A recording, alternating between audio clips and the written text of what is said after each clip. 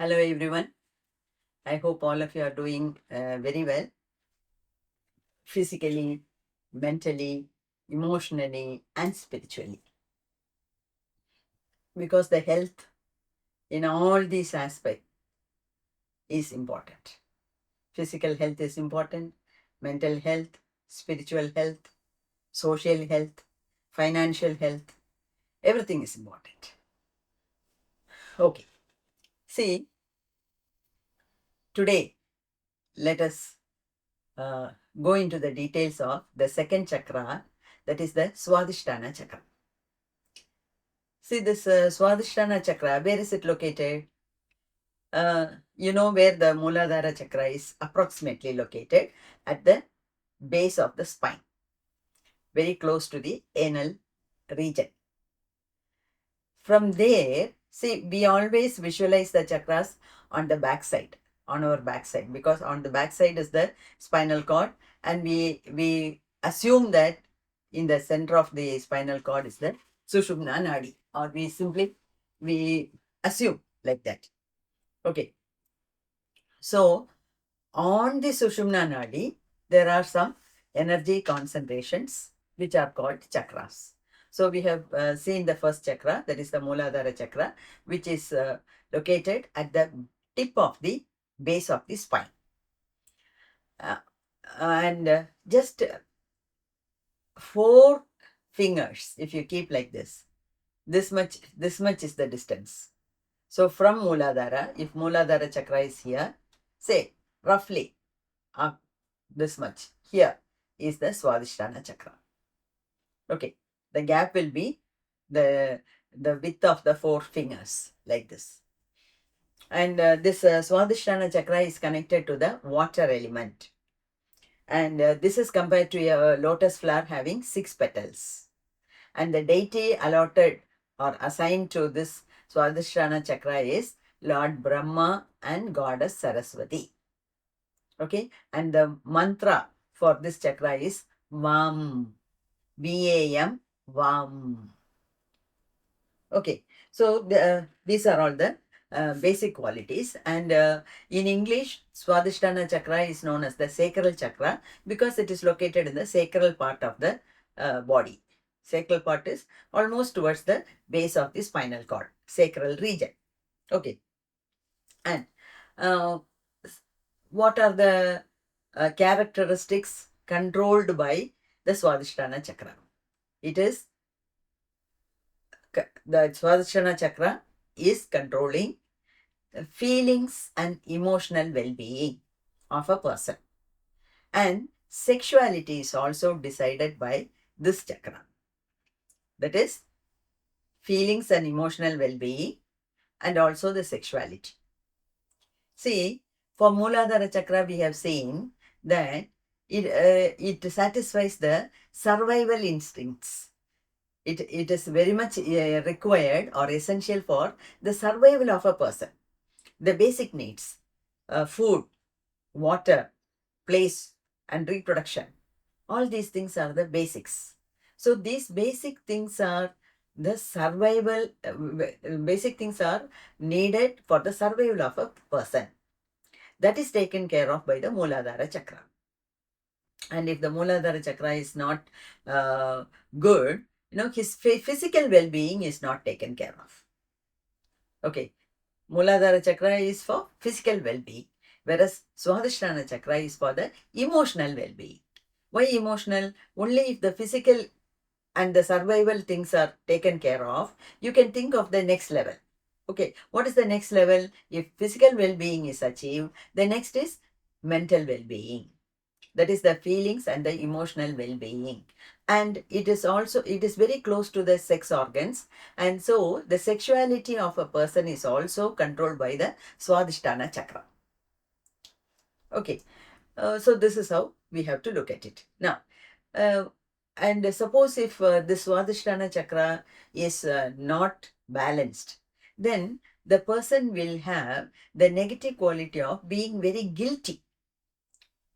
See, guilt is not a positive quality. Feeling guilty is not a positive quality at all. So, if a person's Swathishtana chakra is not well balanced, then he will start feeling guilty all the time. Let us see how it is. Okay, see what do you mean by feelings and emotions? See, basically, we use the five sense organs to look at the things, to smell the things, and all those things. You know it. For example, we are looking at a rose flower or any flower. See, with our eyes, we are looking at the flower. With the nose, we are getting the smell of the flower. The fragrance is uh, being felt by the nose. Okay, so by feelings, what we mean is the reactions that are created through the sense organs. Using the sense organs, we look at the flower, and what are the reactions that are created in our mind. That is what we feel, we say feelings. And when these feelings are continuous, then it results in emotions. Stronger feelings are called emotions. The stronger feelings are called emotions. See, for example, you look at a flower. You see the color, you get the smell, you touch and see how soft the petal is, how thick the petal is, whether there are thorns and spines in the plant or near the flower. So many feelings we get. What a lovely flower. What a lovely flower. What a stink the flower is giving out. Positive and negative feelings we get by looking at it, by touching it, by smelling it. Isn't it? These are all the feelings. And when these feelings are very strong, it becomes emotions. Okay, so emotional well-being is taken care of by the Swathishtana chakra. Now, what do you mean by emotional well-being? You see, the emotional well-being of a person is not only controlled by the Swathishtana chakra, it is by the behavior also. By the behavior of whom? By the behavior of the parents, by the elders, by the peer groups. All people surrounding that individual will influence his emotional well-being. See, for example, if the child is growing up in a poverty-stricken family, nothing to eat, the parents are fighting all the time, the parents are not sending the child to the school, like that. See, then what sort of emotional well-being you can expect from the child? All negative emotions only. The child is looking at the world, then there is no nothing to eat, no good clothes to wear, no proper slippers to wear, no fees to pay in the school, or even if there is nothing, no fees in the school, I am forced to go work along with my mother in the house. I am not sent to school. You see, like that, all sorts of negative emotions pile up in the mind of a child. So the parents play a major role in bringing up the child, and it is not only the parents, the all the others, elders in the house, his peer groups, his neighborhood, people in the neighborhood, relatives, teachers, principal of the school. You know, so many people play a major role in grooming the child into an adult. Okay. So see, suppose if the parents are always making fun of the child or neglecting the child, not giving enough love and warmth, then the child will develop or grow up into an aggressive person. My father never did anything to me. He always beat me with his belt. Mm, I will not listen to him when I grow up. I will not help him at all. See, that sort of aggressive, negative emotions pile up in the mind of the child. This we have already seen even in Mooladhara, especially when it comes to his physical well-being. Now it is the emotional well-being. What he thinks in his mind about his parents, about the surroundings, about life itself, about the world, what he is perceiving. You know, it depends upon the circumstances in which the child is growing up. So we have to offer a very good congenial environment for the children to grow. And how the child is expressing its qualities or characters, it depends upon whether the Swathishtana chakra is having less energy or having more energy. Less energy means not having any interest in life. More energy means becoming very arrogant, aggressive, uh, like that. You see a person or the child is prevented from talking freely, suppressed. He is growing up in a suppressed atmosphere. Then he will become an addict.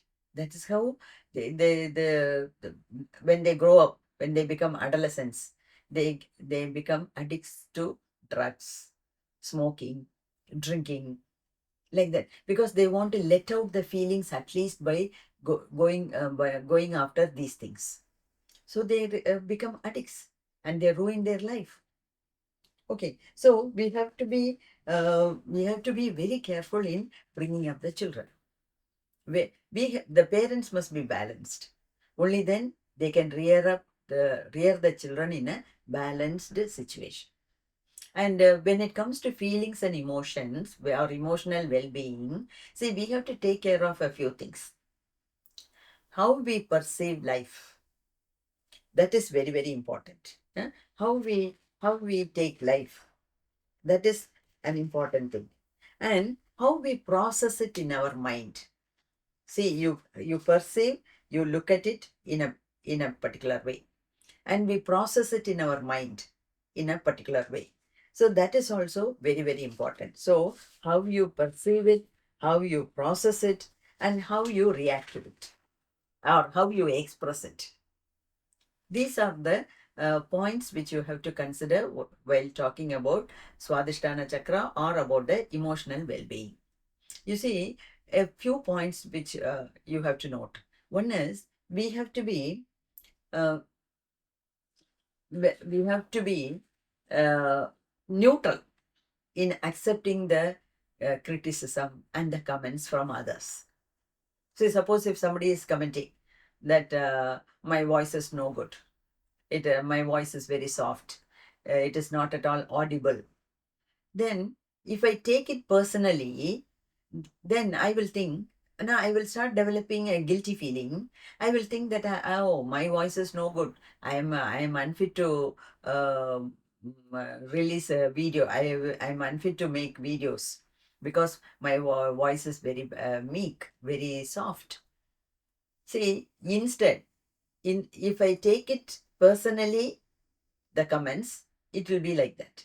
Suppose if I take it in a normal way, in a positive way, then I will think of ways and means to make my voice louder, to make my voice audible to the others. Isn't it? As simple as this. So, if anybody is commenting positively or negatively, two things we have to observe. One is we should not take anything personally. That is one thing. Number two, see, it's not only that we should not take it personally, we have to respond to it in a positive way. And we should not take anything, we should not take anything personally in the sense, if we take something personally, we develop some hate. Suppose if a person is giving a negative comment about me, then if I don't take it, if I take it personally, I may develop some hatred towards the person who is passing the comment. So let us not take anything personally. Whatever is being said, we will look at it at the face value. And see, there are people who are, condemning us, finding fault with us all the time. There are people who make us feel guilty of our actions all the time. Now, we should be very careful to deal with these people. No, they are giving us, they are giving a lot of negative comments about us because their mentality is like that. So any person giving a comment about you, you have to look at it that that person's outlook is like that. That's why he is talking like that. It doesn't mean that you have to condemn yourself or you have to feel guilty. So whoever is talking to you, whoever is giving you some comments, whoever is giving you some advice, take it at the face value. He is giving such an advice because he is like that. And so he is giving such an advice. But you don't have to take everything verbatim. You take the advice of people, but you work from your heart space, not even from your head space. Finally, see, you should be authentic to yourself. Being authentic to ourselves is the most important obligation we have towards ourselves. So we have to be authentic. When I say I like it, I mean it. When I say I don't like it, I mean it. So don't talk for the sake of others. Don't think, what if I give such an answer, what will he think of me? He will think very low of me, so let me twist the answer. Don't lead such a life at all. You be authentic to yourself. But it doesn't mean that you have to be very rude to others. Whatever you want to convey, you can convey it in a polite way. But be truthful to yourself first. If a person is constantly uh, giving you negative comments, that is not because you are bad. His attitude is bad. That is why he is talking like that. See, there's a saying, no? If a jaundiced person is looking at things, everything will look yellow to him. Okay. Yeah, it is the mistake is in him, not on you. So like that you have to take. This is an important. So any comment you get, positive or negative, don't take it personally. Number two, don't develop any aversion towards the person who is giving a negative comment. It may be because you are like that, or maybe mostly because the person's perception towards life is like that. That's why he's all the time talking negatively. Why should you be bothered much? So you work from your heart space. Whatever you feel like doing, do it. You're not answerable to all the people in the society. We have to follow the norms of the society, but you are not answerable to you. It is your life. You lead your life the way you want, but within the set framework. Okay, that is the meaning of emotional well-being. Then one more point, which I said already, is the sexuality. See, about the sexuality also, there is so much to talk. In places like in India, like India, see, sex is not at all talked even today. It is given so much of, you know, um, mm, polish. We think that it should not be talked in public. It should not be discussed in public.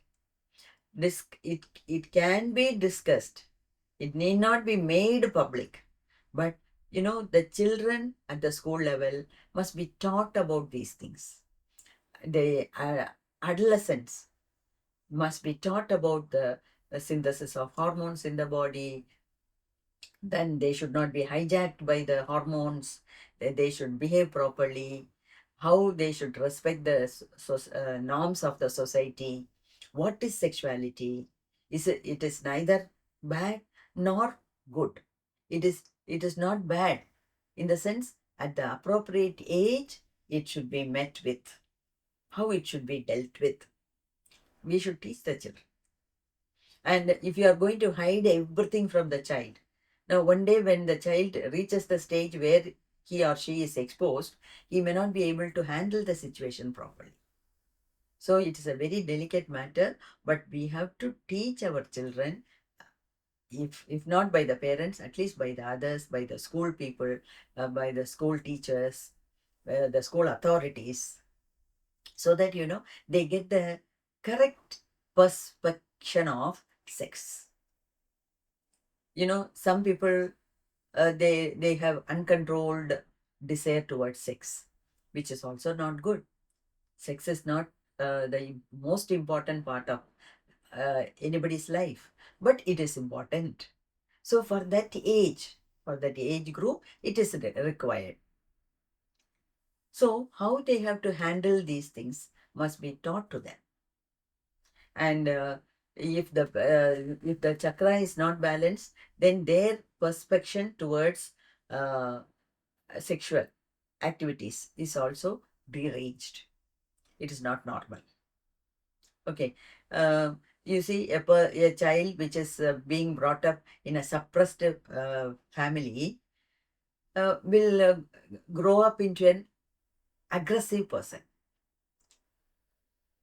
Whereas a child which is brought up by encouragements, by positive comments, he will grow up into a normal person. So we have to take care of all these aspects also when we bring up our children. Okay, so when it comes to emotional well-being, we have to be, we should not take any comments personally, and we should think that the person who is passing the comment is basically like that. That's why he is thinking like that. And number two, we have to be, we have to think before answering anything, or before reacting. We should not be reactive at all. We cannot afford to be reactive, but we have to, we should be we should respond. We should not react. What is the difference between reaction and respond? See, somebody is passing a comment. Don't immediately react. If somebody is blaming you, don't give back answers immediately, so as to provoke the person further. Not that way. You don't have to react, but you can respond. Is it so? You think. For responding, you take some time. You take some time, you think, you process in your mind what answer you should give, and then you give the answer. That is responding. So reaction is different, responding is different. And which is better? Responding to a situation is always better than reacting to it blindly. Okay. So these are all the um, points which you have to remember when it comes to emotional well-being. So when the person is behaving properly, that means his Swathishtana chakra is balanced. So what is your outlook towards life? What is your opinion about sex? What is your opinion about the role of sex in your life? All your perspectives depend upon whether the Swathishtana chakra is having more energy or less energy, or is it perfectly balanced.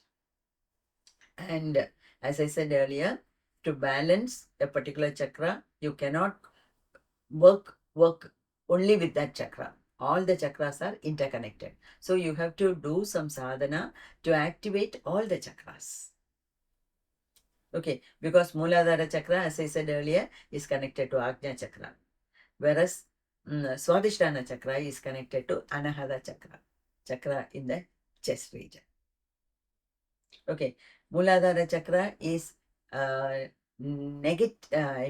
inversely proportional to the Ajna chakra, the activities. That means if Mooladhara chakra is having more energy and Ajna chakra will have less energy, it is indirectly proportionate. Inversely proportionate. Inversely proportionate is the correct word. Inversely proportionate. Whereas Swathishtana and Anahata are directly proportional. That means if energy is more in Swathishtana, Anahata also will be more energy. If the energy is less in Swathishtana, Anahata chakra also will have less energy.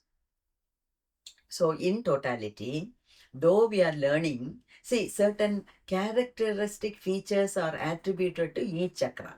That's what we are discussing in all these videos. Okay, but when you want to balance all the chakras, you have to go to a proper guru, you have to learn some sadhanas, and you have to practice it. Every time you cannot just make a note of each and every character and then talk about this, whether it is good or bad. Okay, so I hope you have understood it correctly. May God bless you.